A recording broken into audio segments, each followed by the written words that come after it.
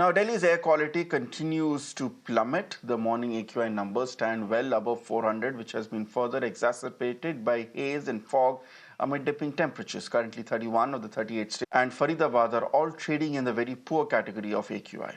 The visibility has also dropped substantially, making commute difficult. Several trains have also been delayed amid reduced visibility. Meanwhile, the Delhi airport has also issued an advisory for passengers amid smog conditions. But mind you, this is only the beginning, as worse lies ahead. It's implementing stage 3 of GRAP. As it says, the panel hopes the AQI will improve to the very poor category. Delhi's Environment Minister Gopal Rai has also recused himself from action rather than putting the onus on the centre. 34.97 केंद्र सरकार को नेतृत्व लेकर के NCR के राज्यों में जितने एरियाज हैं, एनसीआर के बाहर जो सराउंडिंग डिस्ट्रिक्ट्स हैं, इनका एक ज्वाइंट एक्शन प्लान बनाना पड़ेगा। प्रदूषण का स्तर Number of farm fires were recorded this season on the 13th of November, which is yesterday. And Madhya Pradesh is topping the list with over 1,100 cases in a single day.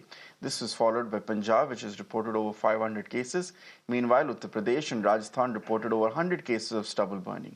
Now, these are the highest single number day numbers. Different crops stubble burning होती है या फिर जो crop residues होते हैं उन्हें जो जलाया जाता है, इनफैक्ट वो नॉर्दर्न स्टेट्स में ज्यादा उनकी संख्या होती है। और सबसे ज्यादा बदनाम इस मामले में हरियाणा और पंजाब हुआ करते थे। लेकिन अब इस सीरीज को अगर देखा जाए तो अब ये जो बात कीजिए, और ये अपने आप में एक गलत कृत्य है जिस पर सरकारों को कमांड करना चाहिए। लेकिन सरप्राइजिंगली मध्य प्रदेश में 1100 से ज्यादा जगह एक ही दिन में पराली जलाई गई, ये ट्रेस किया गया। उत्तर प्रदेश और राजस्थान भी वो राज्य की राजधानी है, उसको सहना होता है। और अब जाहिर तौर पर इसका प्रबंधन मध्य प्रदेश की सरकार के जिम्मे है कि आखिर ये कैसे हुआ कि सुप्रीम कोर्ट के फटकार के बाद भी और सुप्रीम कोर्ट के कड़े निर्देशों के बाद भी मध्य प्रदेश एक अचीवमेंट।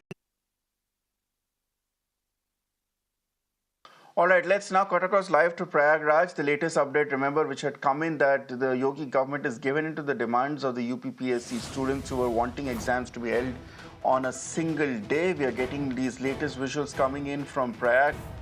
The UPPSC